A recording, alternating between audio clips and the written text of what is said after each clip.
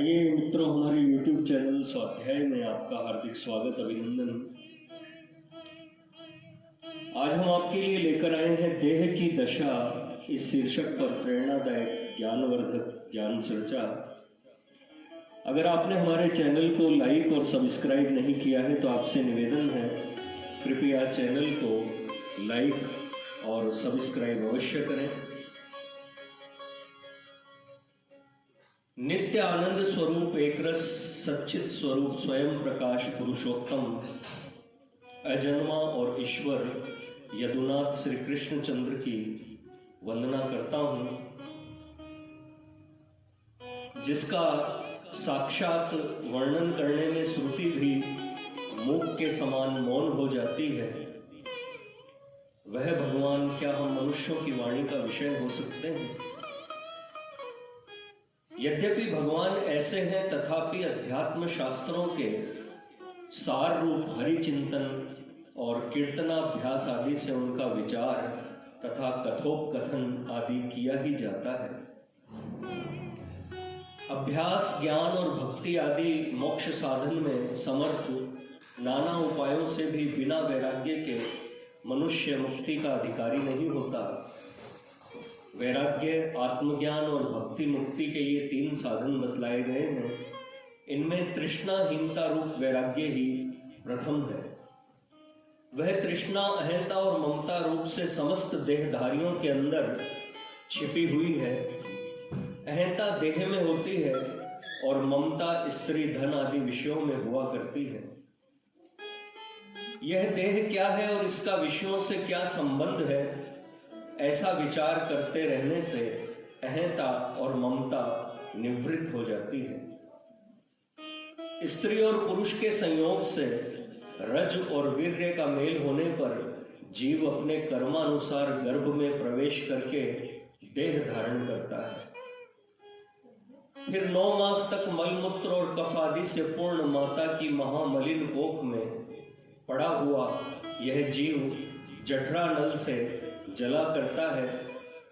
प्रसव के समय यदि देववश बालक टेढ़ा हो जाता है तो शस्त्रों से काट काट कर बलपूर्वक उसे बाहर निकाला जाता है। यदि ठीक ठीक प्रसव भी हुआ तो उस समय जब प्रबल प्रसूति वायु के द्वारा संकुचित योनि छिद्र से वह निकाला जाता है तो उस समय का क्लेश भी अकथनीय होता है। जन्म के अनंतर भी आदि व्याधि, स्वजनों के वियोग, विपत्ति, कलह और भयानक दरिद्रता आदि से जितना दुख उठाना पड़ता है, क्या उसका वर्णन किया जाता है? क्या उसका वर्णन किया जा सकता है?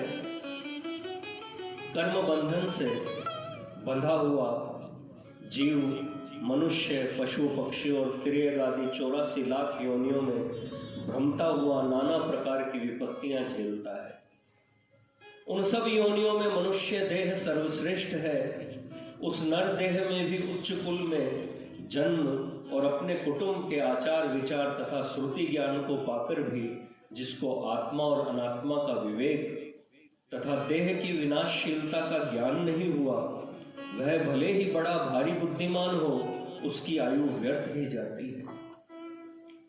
क्षण और पल भर की आयु भी करोड़ों स्वर्ण मुद्राओं के बदले में कभी नहीं मिल सकती।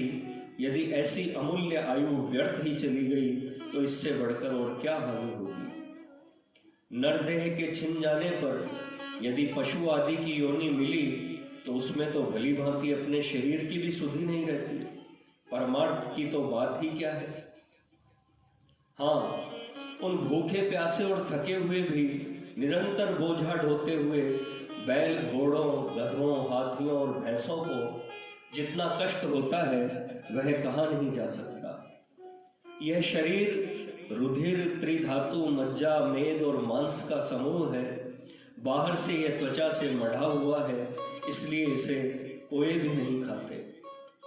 नासिका से अथवा थूकने से कफ को और गुदा से मल को त्याग करते समय स्वयं भी घृणा मानता है, तथापि अपने शरीर के भीतर भरे हुए इनको नहीं जानता। मार्ग में पड़ी हुई हड्डी को देखकर उससे छू जाने के डर से दूसरे मार्ग से होकर निकल जाता है परंतु यह अपने शरीर को हजारों हड्डियों से भरा हुआ नहीं देखता। नख से लेकर शिखा पर्यंत यह सारा शरीर दुर्गंध से भरा हुआ है, फिर भी बाहर से इस पर अगर, चंदन और कपूर आदि का लेप करता है। मूढ़ पुरुष इसके स्वाभाविक दोषों को यत्नपूर्वक छिपाता है और औपाधिक ऊपरी गुणों को प्रकट करता हुआ इसकी प्रशंसा करता है। शरीर में कहीं थोड़ा सा घाव हो जाए और उसको 3 दिन भी न धोया जाए तो दुर्गंध के कारण उसमें बहुत से कीड़े पड़ जाते हैं। देखो, जो शरीर अति सुशोभित फूलों की सेज पर सुखपूर्वक सोया हुआ था, वह अब रस्सी और काठ से जकड़ा जाकर अग्नि में फेंका जा रहा है। जिस शरीर को सिंहासन पर विराजमान देखकर लोग आनंदित होते थे, उसी को आज काल के गाल में पड़ा देखकर वे नेत्र मूंद लेते हैं। ऐसा महामलिन देह है जिसकी सत्ता से चलता है, उस परमात्मा को भुलाकर इस अनित्य और अपवित्र देह में लोग अहंबुद्धि करते हैं। कहाँ तो सत और चिद्रूप आत्मा, कहाँ अस्थि, मांस और रुधिर आदि का बना हुआ यह अति घृणित देह है। ऐसा विचार कर जो बुद्धिमान अपनी मूर्खता के लिए लज्जित होता है, वह अपने से अत्यंत भिन्न शरीर में अहम बुद्धि कैसे कर सकता है।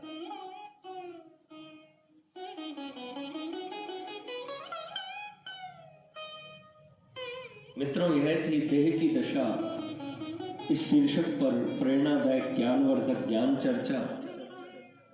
अगर आपको हमारा चैनल पसंद आए तो इसे लाइक और सब्सक्राइब अवश्य करें। धन्यवाद।